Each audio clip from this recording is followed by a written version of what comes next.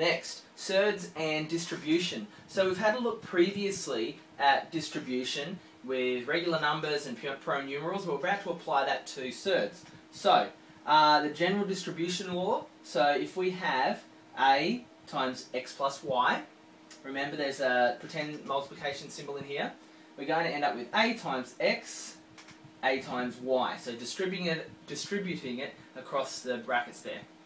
Now, I kind of thought it might help you here to see this in colours maybe. If this helps, that's great. So the red square is being distributed to both these squares here. So we end up with red on green and red on purple, okay? So hopefully, I tend to see algebra a bit more pictorially, so I'm hoping for those of you who are the same, you'll be able to get a little bit more out of this as well. Now, if you have a look here as well, seeing the same thing with surds, I've used colours again so you can see where things are going. So 2 root 3 times 4 plus 3 root 3.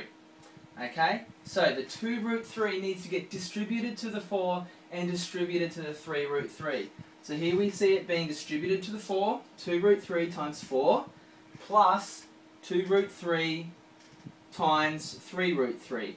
Better put a multiplication sign there. There you go. Now, 2 times 4 is 8, and the root 3 just stays.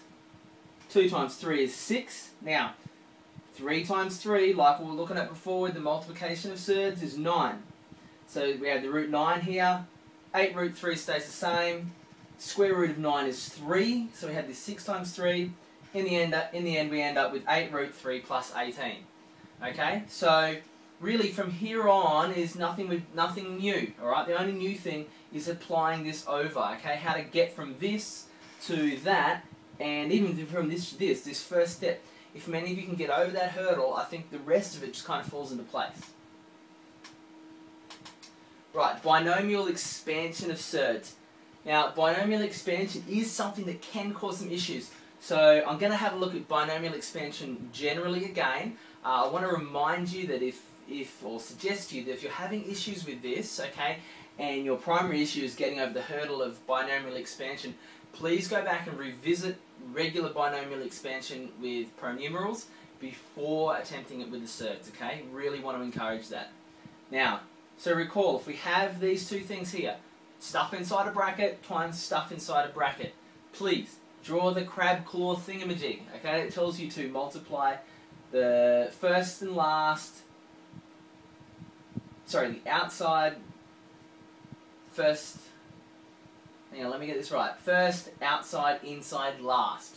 There we go. So, AC, so A times C, plus A times D, there's your last ones, plus B times C, there's your inside ones, B times D, there's your last ones, okay?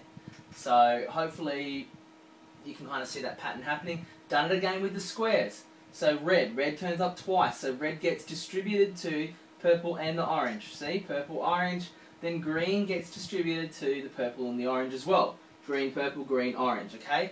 Really hope that for some of you that really helps. Now what I really want you to see as well is that these plus signs stay. In the past, sometimes people are ending up putting a multiplication symbol in the middle here because there was one there. True, but we're getting rid of those by doing the distribution, okay? Here we are seeing with algebra with prime numerals. So x times x, x times 4, 3 times x, 3 times 4. So x times x is x squared. X times 4 is 4x, 3x, plus 12. We can add these two together because they are like terms. And so we'll have x squared plus 7x plus 12, okay?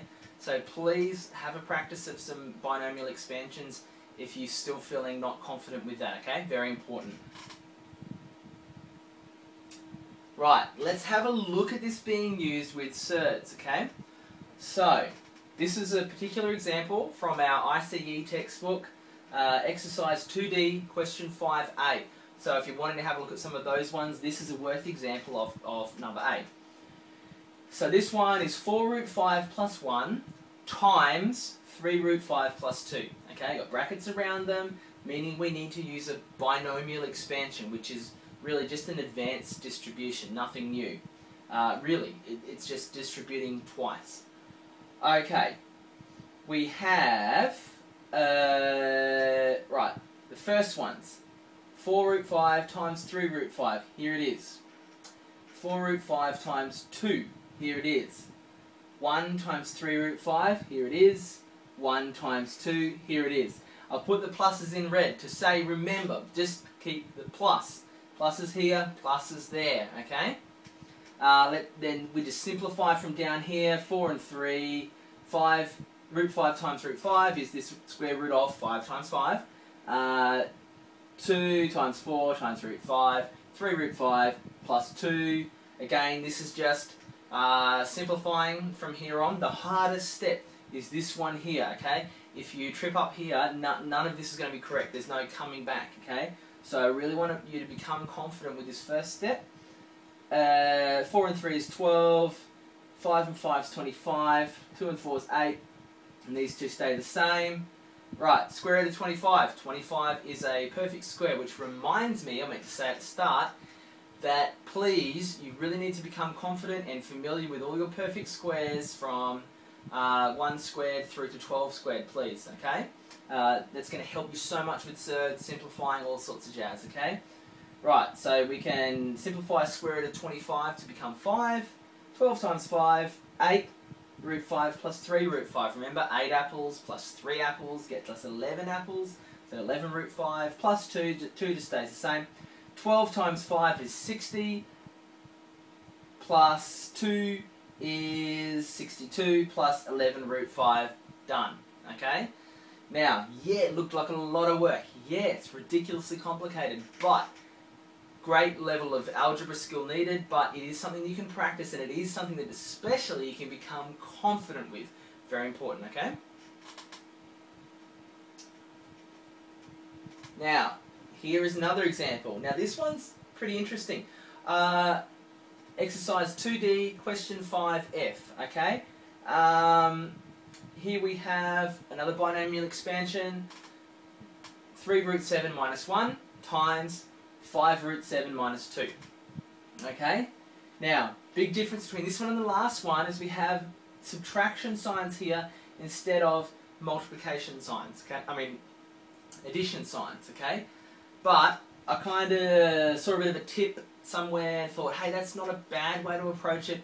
Takes a little bit more writing, extra step, but keeps the pluses, helps you not mix things up. Okay? So, again, we do our first, well, there we go, right-handed, outside ones, inside ones, last ones, okay? So we distribute like that. Remember, binomial expansion is just an advanced type of distribution. So, 3 root 7 times 5 root 7, there's that there. 3 root 7 times, remember, this subtract 2 means plus negative 2, okay? So this minus sign has to go with the 2. So we end up with, I want to suggest, keep the plus here. Don't try and think about what this sign's going to end up with in the end. So just put a plus, okay? And I've got 3 root 7 times negative 2.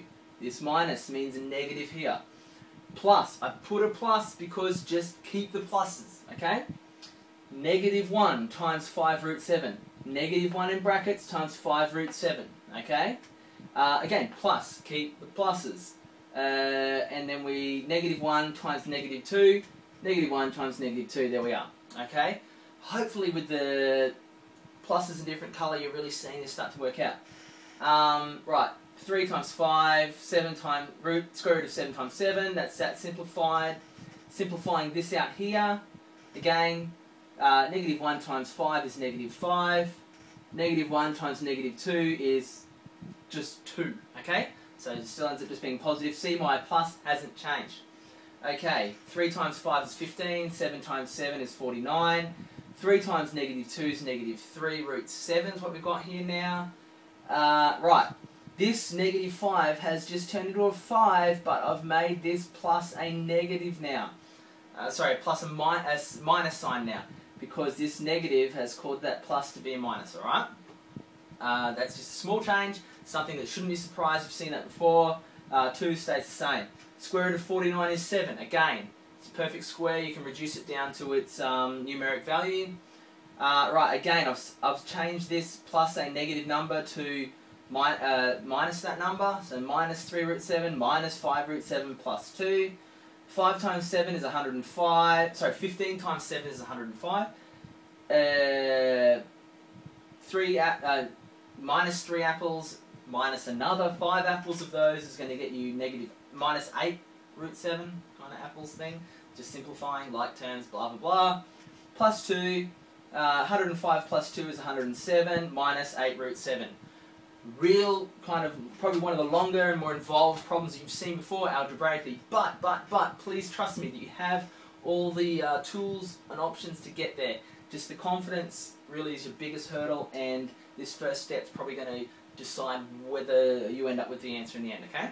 So please, please, please, I hate saying that stuff's just about practice, but sometimes with algebra it really is, okay? Because then you get familiar with it and you'll end up with what I like to call an algebraic intuition, and you just kind of get a sense eventually for where things are going to go, okay? Right, some special binomial identities. We saw these when we did our binomial expansions earlier. Again, they apply, again, still to surds, okay? So if you can get a hold of these ones, your surds, binomial expansions, going to be done like that. Okay, if we have a plus b all squared, we're going to end up with a squared plus 2ab plus b squared. Hopefully you've seen that before. Showing it in a bit of a surds context, 2 root 3 plus 4 all squared. So we're squaring the first value, so 2 squared times the square root of 3 squared plus 2 times root 3 plus 4. So there's our 2 times 2 root 3 times 4 plus 4 squared, the last one squared. Simplifying this all up, 2 squared is 4, the square root of 3 squared is 3. Okay, remember that cancels them out. So you're going to end up with 4 times 3 is 12, 2 times 2 times 4 is 16, root 3 just changes, 4 squared is 16. You can simplify that again by adding the 12 and the 16 if you wanted to get 28, but we're going okay.